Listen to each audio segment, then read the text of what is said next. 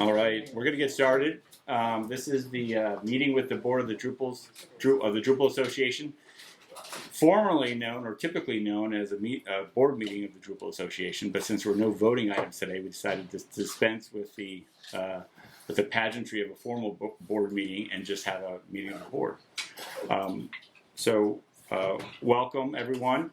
As I said this morning, our vision at the Drupal Association is a web that is innovative, inclusive, and open, and our mission is to drive innovation and adoption of Drupal as a high-impact digital public good, hand in hand with our open source community. The board members, typically we have a board meeting because at this time before November 1st, when the new board term starts, we would have to get the slate nominated. But what we did this year instead was we took nominations earlier, and the board voted on the new slate and was announced in January, and that allowed board members, old and incoming board members, to participate in the retreat this past weekend, which I think helps people get new members get grounded quicker. You can ask our new members if they feel that way. Our new members are Dominic, new member, so Glenn, and Maya Schaefer, who's not here today. She couldn't make it to this event. They're incoming board members, and then and Bathy is the incoming. She was the immediate past president, chair of the board, and now she's the incoming chair of the board. And so that term starts November 1st and runs for 1 year. The board chair term. So the board going forward, well, before we go to the board going forward, we have to thank 3 board members that have served for the board over the last several years. Rosa, thank you. Faye. Faye was the community elected at-large position, which is a 2-year term, and she ends her 2-year term. And then Owen Lansbury, who's the outgoing, is the chair, and he's not here with us today. I mean, he's in Australia. He's fine. I mean, he's okay. He's just not physically here. So, and he's been on the board for 6 years, I believe, and so and culminated as board chair. So we're very grateful to, I would like to say at least, I'm very grateful to the commitment that the board members make. So Rosa, Faye, Owen, thank you for your time and your commitment to the board. The board meets twice a year in person. They meet 4 to 5 times electronically outside of that. And if you're in the executive committee, you're meeting once a month. In addition to that, you're meeting in working groups. So it's a tremendous commitment. Yeah, so I feel the same way because we are also saying goodbye to Lynn. Oh, jeez. Lynn, I totally forgot. And Sorry, exactly Lynn. how we also feel like we don't, Lynn, thank you. Yes, Lynn. I apologize.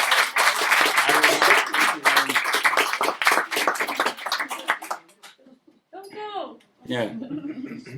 Well, yeah, Lynn is helping us as a special marketing advisor post-board term, so I appreciate that, and I apologize for missing it. I went down the line and I missed that. So thank you all for that, and I think the only thing we wanted, this is very informal, so we'll just have a short presentation by Stella on there was a working group that met for about 1.5 years, almost 2 years, on trying to decide what to do with DrupalCon and how to make some changes to DrupalCon, what's needed for DrupalCon. Faye led that working group, and then Stella took it over, and so I think we just want to have a short report out there, and then we'll just open up to any questions you have about any topics that you want to just ask the board. Okay, so I'm going to keep this short to give more time for questions, but we've been meeting over the last, you were doing it before me, so I'm not quite sure, but like for more than 1 year, 2 years. Who is DrupalCon for? What makes DrupalCon a DrupalCon? So after all the discussions has come about that DrupalCon is for the community. Like its prime purpose is to support the community that supports the Drupal project. And so if you just go to the next slide, who makes up the community? So we identified 4 different personas. There's the careers, so the long-term Drupal developers who many of us are in this room today. And what they need to get out of DrupalCon is the ability to learn about adjacent technologies, gain recognition, awards, and be able to spotlight as the emerging speakers and the topics they want to learn about and share about. Then there's also people who are new to DrupalCon, and there are always new DrupalCon attendees each year.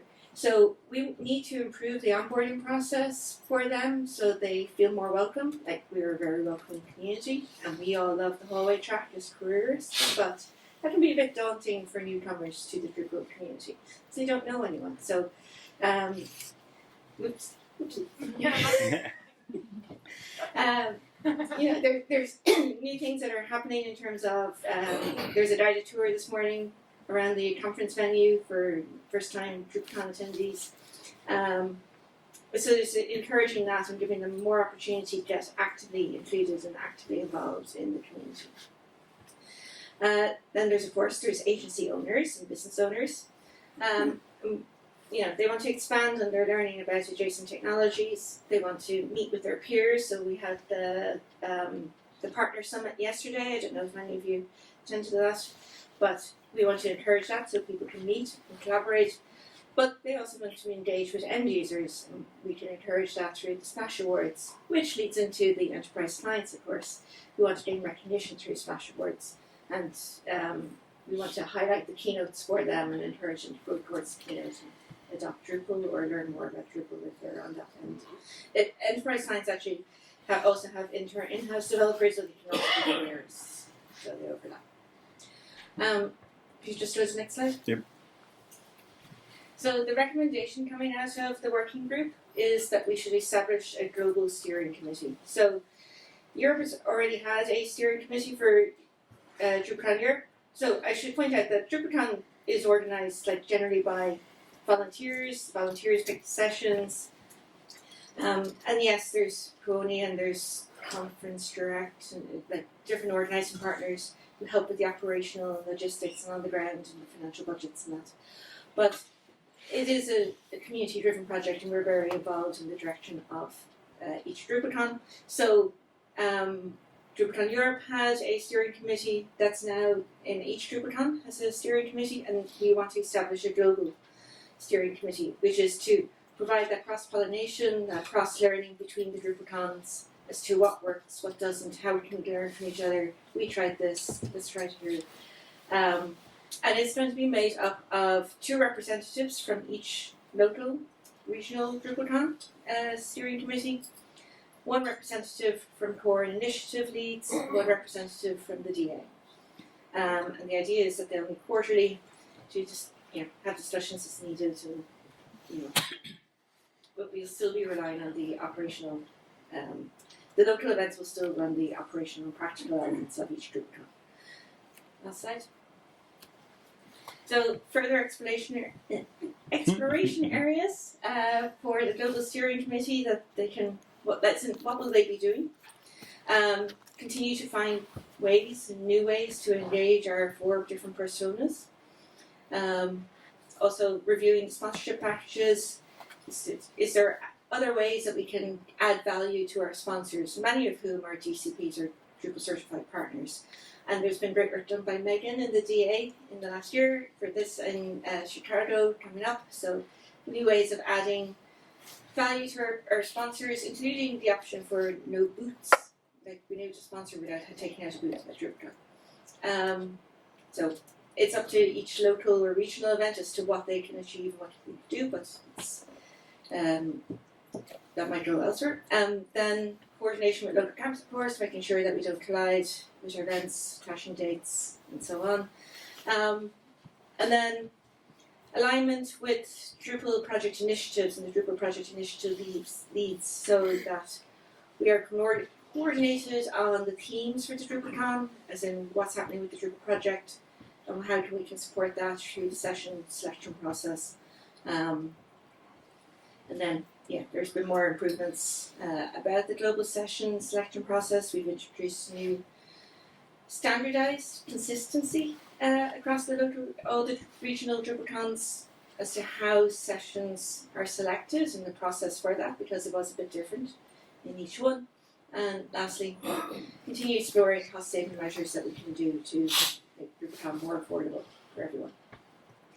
So, that's the update. Awesome, I'm happy thank to you. take questions, of course. Yeah, there are questions about DrupalCon or questions about the working group for Stella? Or comments? Okay. All right, very good. So at this point, I think usually the bulk of this session is just a chance for you to ask any questions you have of the board, or bring up any issues or comments you want to make, or questions you have about what the DA is doing, the board's thought is on anything. So just open it up to the audience. Very shy audience. Yeah. It's like half of the audience is the DA staff, so this is a good chance for you to get us on class. That's right. Yeah, staff can ask questions, right? Yes.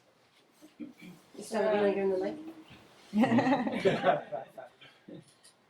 So hi, this is Josef.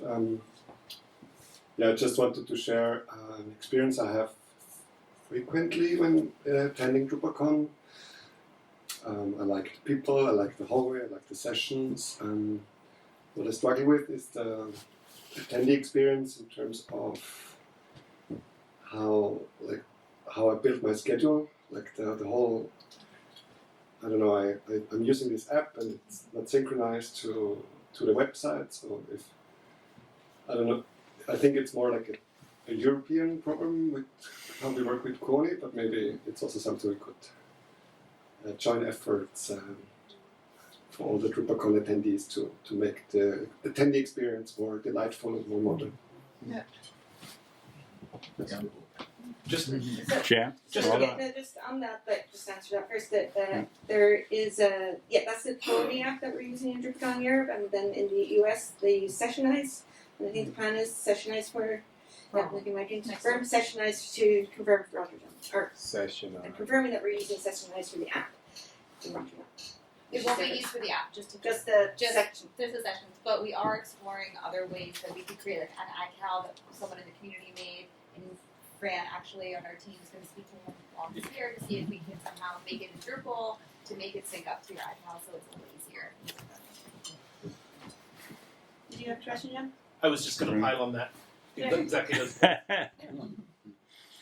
All right. Thank you for the question, breaking the ice. What other questions or comments do we have? This is your chance.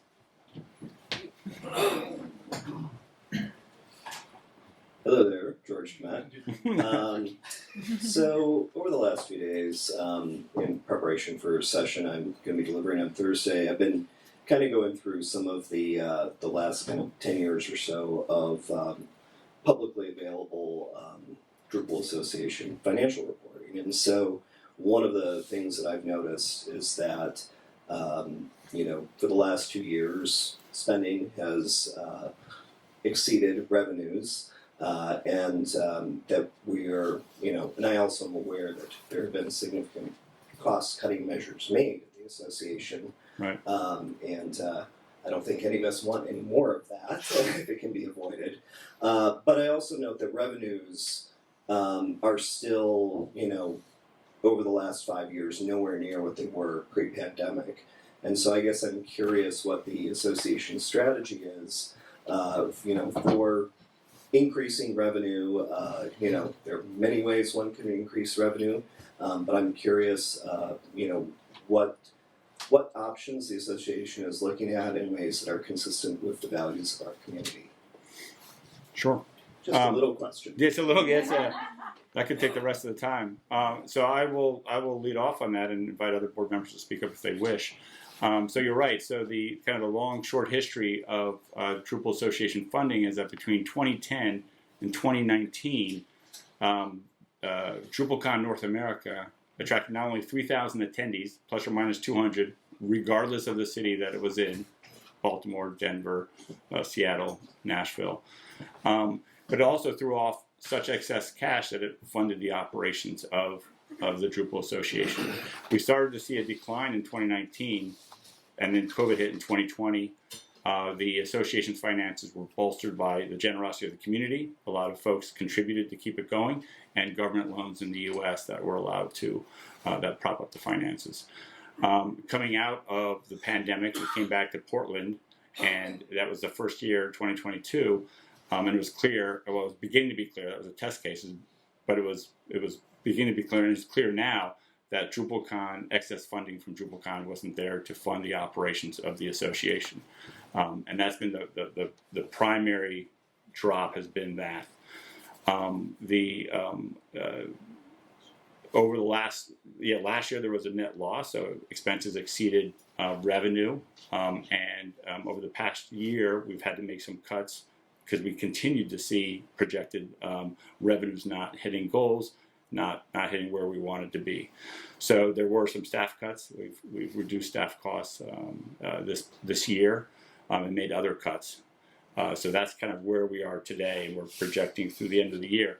There's really 4 areas that we're focusing on, have been focusing on for revenue generation. And they are, first is our Drupal Certified Partner Program. Not going to the same Drupal Certified Partners, but trying to expand that group. There's 218, as of end of last year, there were 218 companies that on the basis of credits qualified for the program. But we had at the beginning of this year, about 103 were in the program. We've grown that a little bit, but we're trying, if we could grow that to the 218 that have enough contribution credits to qualify, that would, that was kind of our goal, is to get there and even expand it beyond that. So we have seen growth. The Drupal Certified Partner Program has seen 19% growth year over year. Okay, that's good, but it's starting at a small basis and it's not making up for the other shortfalls. That's one. 2 is we're reviewing our sponsorships and trying to re-envision our sponsorships. We had some major website sponsorships and we saw, like many end users, we saw a decline in SEO traffic by 34% over the last year. And at the same time, we saw, related to that, we saw declining sponsorship traffic. So we've done a couple of areas we're looking at. We rolled out a trial, try Drupal CMS trial experience with sponsorships associated with that. We are rolling out a Drupal AI trial experience with sponsorships associated with that. And then last year, and it's paying off this year to some degree, was our D7 end of life programs. And what's what's characteristic of all these programs is a 10% revenue share back to the Drupal Association for companies that participate in these programs. And that is kind of one of our strategies going forward to address to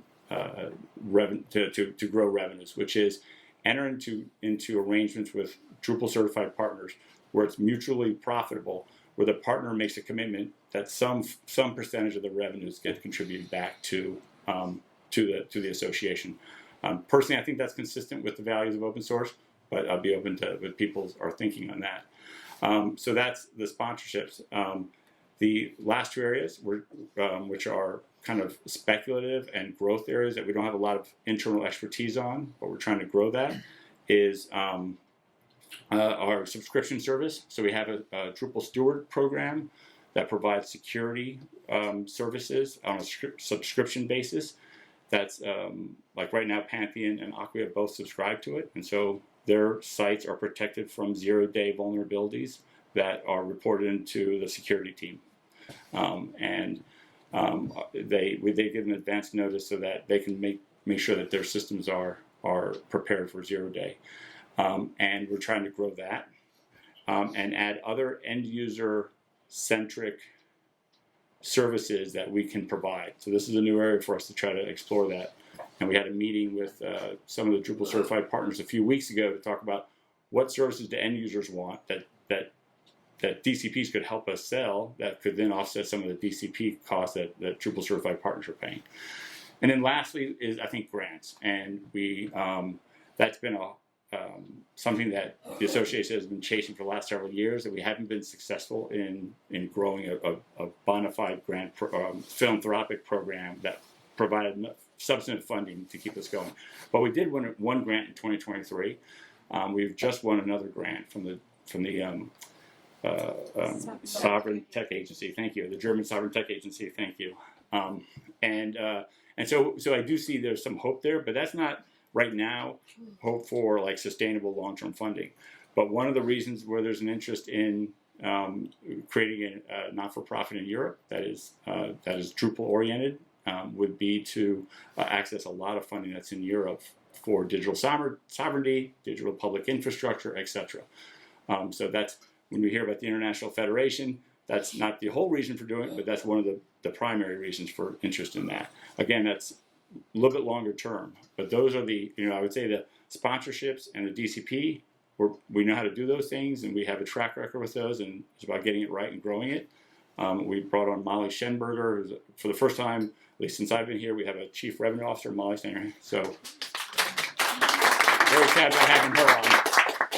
Very excited about having her on. So we have two areas of strategy that I think are well-worn paths for us that we still need to work on, and then two areas, the services, which are kind of a newish area, certainly in terms of putting it together and selling it, and grants, which are some success, but not a real long-term sustainable success. We have to kind of build that expertise. So that's, as a CEO, that's my perspective on what we're doing, but I'm open to if there's comments by anyone on the board. Tiffany, our treasurer. George, you know that? Yeah. Well, so I think there's two different areas. One, I'm excited about Molly being on board in particular because, if you think about the sponsorships, we've often gone back to the same well, the people who are contributing to Drupal and who are, attending DrupalCon and who already are Drupal certified partners. But, one of the areas of opportunity that we see ahead of us is to be able to move into those adjacent technologies and have them come back. Microsoft used to sponsor DrupalCon, and I can see a future in which we have Atlassian and Google and Microsoft being part of the exhibit hall, right? Especially as we double down on DrupalCon being for the community, right? A lot of the sponsors, the current sponsors, we're agencies and we're looking for end users and for new clients. And a lot of the folks who are here are already clients of someone who's in the room, right? So I think that moving to, reach out to those for whom all of us are potential customers, I think is a really exciting opportunity. And then as Tim talked about this morning, Drupal, the Drupal Association is responsible for providing $10 in services to every Drupal, modern Drupal site, right? Every time you use Composer.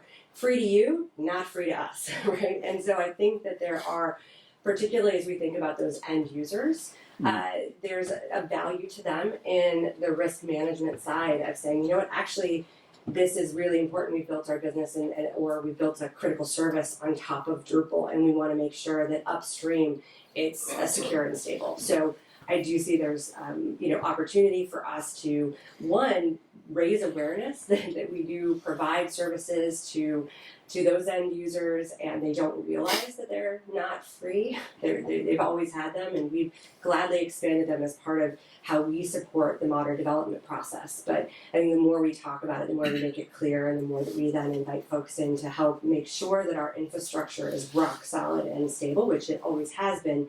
But that's through the amazing talents of our Drupal.org technical team who just do yeoman's work and punch above their weight every single day, right? Tim didn't even talk about the fact that on top of everything else that they already do, they get 2 DDoSes a week that they have to manage, right? So the fact that we continue to invest and to innovate and in our infrastructure is a testament to just how amazing and talented and wonderful they are. So buy them a beverage of their choice.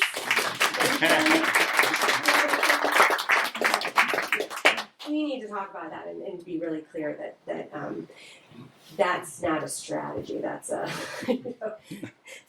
that's above and beyond. So yeah. Great. Next question. Thank you very much. I have a question that's somewhat related to that. I'm Alex Sumner. I was a candidate for the at-large board seat. And one of the things I noticed in that period was that a lot of people around me who had been in the Drupal community for a long time actually weren't really aware of what the Drupal Association is doing.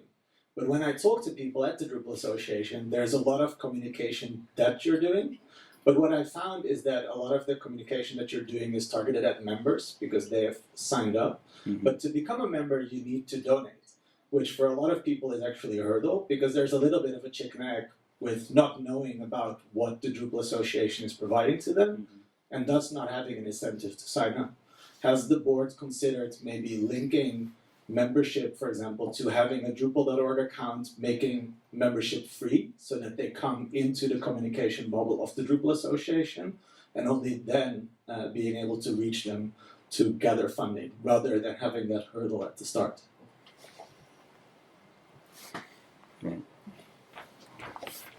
So I'm coming back to my $10, and what you're talking about falls into that $2.50 that is unfunded, right? We would love to do that, right? And we have had that be that membership was that way up until I think I wasn't on the board then, like in 2020, I think it changed. But yeah, I mean, there are a lot of things we could do, right? I was talking with someone this morning, and with Alan, who's had his 20th anniversary, and I thought, wouldn't it be cool if when you logged in, it's like, damn man, you had 20 years on Drupal.org. Like, that's a communication. Those micro communications are the ones I think that are really essential, but that's never going to take priority over a DDoS attack. Right, so I think that there's so many things that we can do and so many things that we would like to do, and right now we are ruthlessly prioritizing, and I think it's super key, it's super important. But and I do want to be clear, just to clarify one thing, is that you don't need to donate in order to be a member. You can be a member without donating. We do present a donation page when you sign up for membership, and we encourage that, but you don't need to be a member.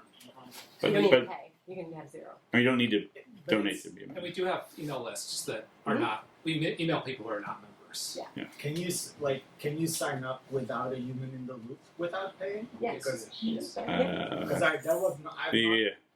because that user journey was not clear for the people Okay. I spoke to. I don't know. I've been on the user journey myself, so I'm not going to say yes. I'm not going to say yes, but I will look into it. You can. Yeah, because, I mean, all it takes is to contact us and then we can work it out. Well, that's human in the loop, though. That's human in the loop. That's a big hurdle for a lot of people. Okay. I found them, they're like, okay, if I need to email someone, then if I can fill out a form and go, then fine. But if I Right. need to email No, that's good feedback. Yeah. So that's a human in the loop. So that's and again, back to what Tiffany said, like that's the kind of thing that good feedback. I hope we can act on it, but it's going to be like lower the priority. Drupal.org feature integration was not my main request. It's mostly like get people to become a member of the Drupal Association, to have them sense like that shared ownership that we say within the Drupal community, like it's my Drupal Association, and then asking for money rather than the other way. No, that's good. Because then they're getting all the information that you're sharing, then they're actually getting. Yeah, and that's a part of how we can use Drupal.org when they come to sign up for Drupal.org. In But general. most people have opted out of them, right? So Yeah. we do have the ability to email everybody, and we do email everybody, Okay. but they've opted out, Yeah. right? So that I think that's I can't do anything about that. No, that's Is there Faye? Did you want to? I saw you grab the microphone. I wasn't sure if you were going to speak on I this. was just preparing. Oh, okay. Okay, I wasn't sure if you were going to speak on it. Irene? And Michelle also. Hey, so I'm Marine from the French Association. Just to continue on this conversation, because I think it's very interesting that we have so much contribution happening, but why can't we contribute to DA stuff directly? Because when we're talking about this communication bubble or stuff like having, confettis on your anniversary on Drupal.org, can't we just have issues with a tag on this and people can help out? I mean, I feel like a lot of this could be contributed as well. So I know that we don't have enough contribution on some areas, but maybe some of these tasks that are not priority but also might be less difficult for some people to get inside. Some communication can be a great way to start helping out even if you don't code. So Right. I feel like, I know there are some security issues for Drupal.org, but I feel like some of the communication, marketing stuff can be addressed and can be actually a great getaway to get people from just Drupal users to community members. So. Tim, you want to answer that? That's Tim I'll make Lennon. an attempt. Yeah, I'm Tim Lennon, Hestenet, CTO at the Drupal Association. And one thing I want to say right off is that we're doing that now a lot more this particular year. So, for example, the AI initiative team just pumped out 17 industry-related AI landing pages. We've given more people direct access to the marketing and promotion side of Drupal.org to do that kind of side, the content editing. And we've had a couple super dedicated volunteers that I'm going to thank in our panel yesterday who've been working on the Drupal.org. Panel tomorrow. Tomorrow. Did I say panel yesterday? Yeah. I'm going to thank Yes. Well, time zones are the hardest thing in engineering. So. But no, yeah, we'll be thanking them during the panel tomorrow. And anyway, and they've been doing a lot of the work related to the new designs on Drupal.org and adjusting relative font sizes and all of those things. So we have had a history of some contributions, but there's certain areas of the site that are easier and harder, and there's more that we can do. And the other thing that I would add is when we think about all the contribution that happens on Drupal itself, we also have a big team of release managers and subsystem maintainers and reviewers. And our staff can do that, but that then also takes up a lot of time. So it's not like just additive. We also have to have the ability to review and mentor and comment on all those things. So we try and do it where we can. And I agree we can probably expand it, but that's where we are at the moment. And maintain. And maintain, Right, yes, so that's true. building the feature is the easy part. Yeah. Right, the cost right. is on the backside. And plus, there's there's an overhead on managing. Hey, these are the things we need. Who in the community can help out? There's a skill set. Okay, here and track and do it. So there's a great way. And the board talked about applying at the contribution model to marketing, right? So a lot of people contribute code. Can we do this whole marketing and have the bulk of the marketing work done by marketers and designers at agency levels? And then the DA's role is a little bit of expertise, but a lot of just coordination. I mean, expertise in people management and volunteer management as opposed to expertise in marketing.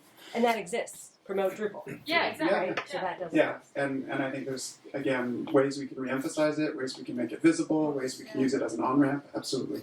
Maybe a tag on. Yeah, Michel van Velding. I was wondering, what's the current marketing strategy for Drupal? Because I heard a brilliant keynote this morning, or this afternoon it was, by Dries, and he stated that basically Drupal outperforms other CMSs in terms of AI. What's the current marketing strategy so the world gets to know the fact that Drupal is outperforming the other CMSs?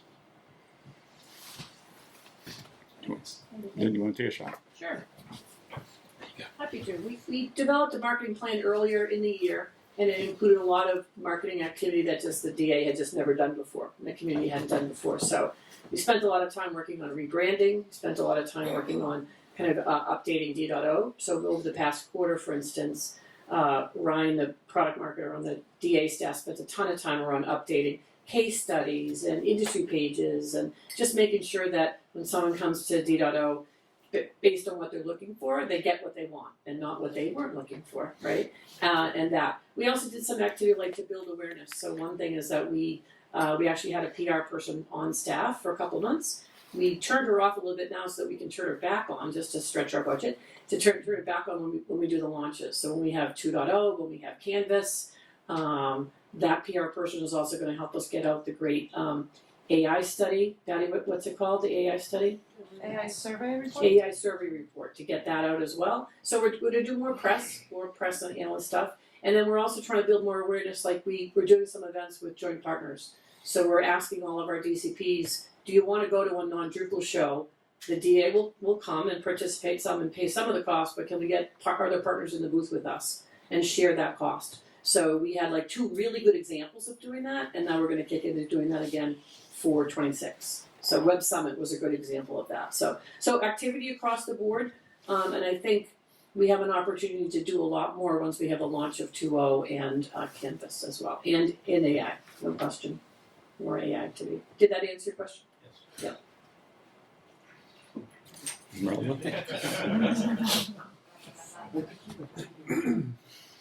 So I got one comment on the marketing, and I got a question later on. So the comment on the marketing is don't forget the local associations. We can help you. Send us the source files, so make sure that we can access those source files and then translate them to our own local environments. Mm-hmm.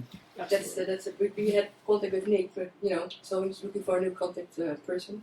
Maybe that can be you. It can be. You can always write to me and call me.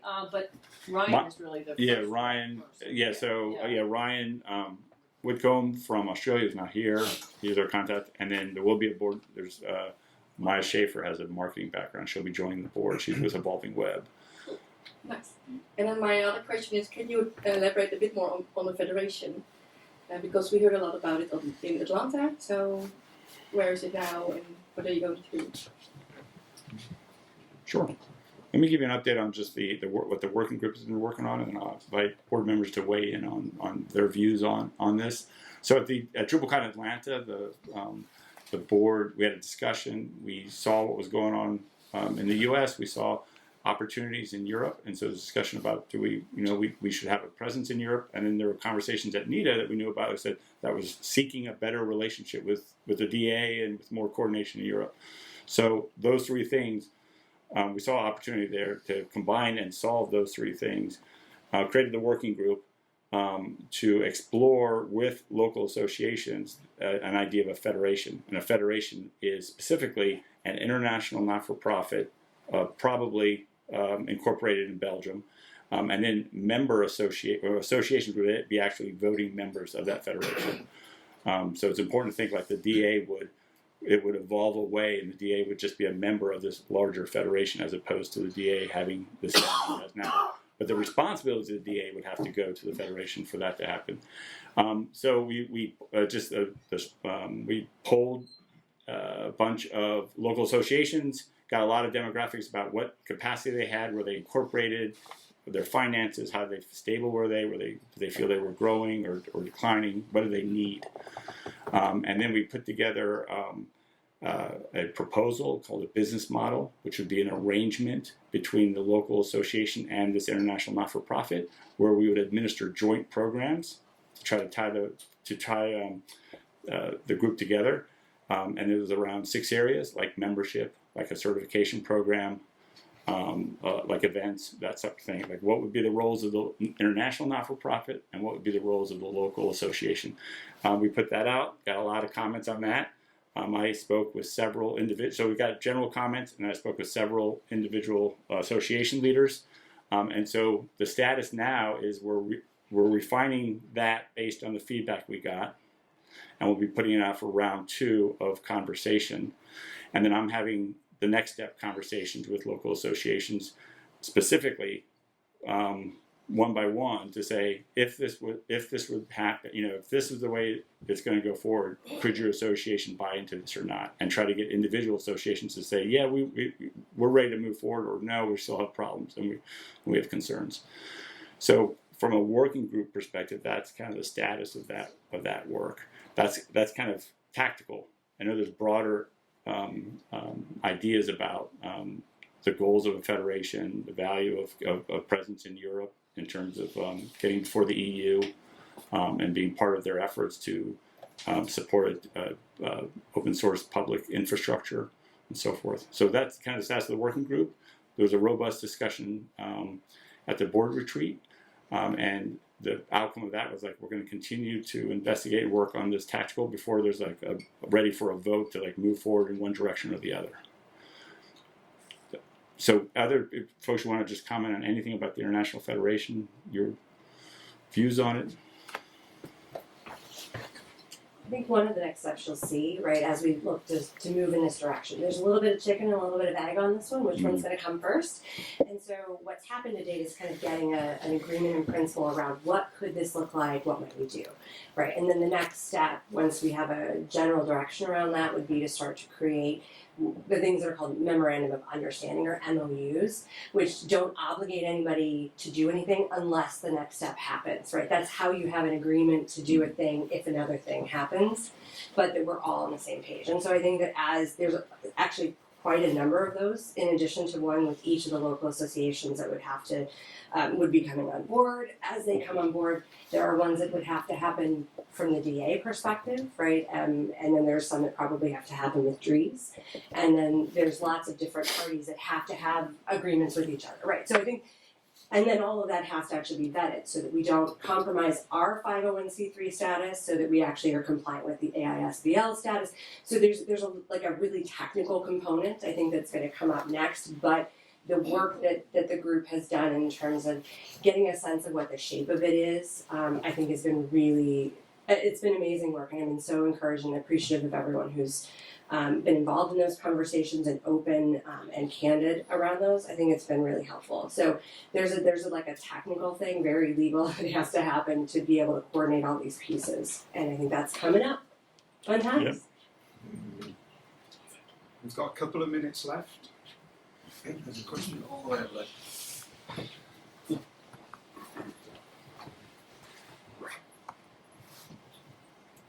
G'day, Vladimir from Australia. I have a few kind of notices and question about reaching out outside the Drupal community because still listening to Drupal Association comments, it still feels like we're trying to preach to the crowd, you know? And just a few notices. Newsletter, Drupal Association newsletter, I don't feel like it's actually getting out anywhere or consistently. The press I read, for example, New York Times has a thing called Deal Book, which I really like because it's a daily newsletter. It goes out and you don't have to read the whole thing, you don't have to dwell into the articles if you don't want to. At the same time, they concentrated on core things and try to deliver one big article, a couple of small ones, and summaries of the day. Something that I think you would want to forward to a friend, which I know felt like lots of technical community that are involved, to including WordPress and GitLab are kind of achieved. But at the same time, talking about WordPress and GitLab, the newsletter can also include things like beginner of the month. Even if we'll start with monthly newsletter, beginner of the month highlighting someone who contributed the first commit, or GitLab has MVP. Person who actually committed specific feature, or a group of people who committed specific feature. That's where the partners can come in and also kind of check in and decide if this feature is paid or not. That's what GitLab does, or goes to open source. And last 3 years I've been also involved with the community radio, which I find are much better into reaching out and getting the new crowd in, because they always want to get new people in. So what they do is they actually produce a weekly newsletter with like best songs, new artist highlights, things like that. But they also try to reach out, get the sponsors. And what I heard from people from also like Drupal Association membership feedback, they're saying like there's nothing tangible to pay for. Some people really want this piece of something, and that's why community radios actually come up with like a tote bag and a T-shirt for $150, so for $500 you get an extra. Community is actually reaching out, rather than reaching out for the big companies that can pay, reaching out for individuals and giving them something tangible and including it there. So those are good ideas. Thank you. And just so we administratively support the weekly drop that goes out weekly, but it's actually produced by someone else. But then we have our newsletter, and those are great. That goes out once a month. And it was recently redesigned. And that was recently redesigned, but those are good ideas about how to make it more actionable. So I appreciate that. Thank you, Vladimir. Do we have time for one more question? Or yeah, quick one. Quick one. Matthias, can you ask a quick question? Yeah. I just wanted to say there's one thing we haven't mentioned. True. Matthias from the Type 3 Association. One thing we very often forget is the micro communication. What you're hearing here is something you can repeat to others. What you hear in sessions here at DrupalCon is things you can repeat to others. And that kind of communication is the most trusted communication that you can give out, and it's very, very impactful. That's a good comment. And Matthias, long-term friend of the Drupal Association. Just so folks are aware that Type 3 Drupal, Joomla, and WordPress had created the Open Website Alliance 2 years ago to address European law, the Cyber Resiliency Act. We're still meeting. In fact, we just had a workshop this past Friday that Matthias organized. Thank you. To see how we can help open source, not just Drupal, but all open source in Europe implement the Cyber Resiliency Act. So thank you for your efforts on that.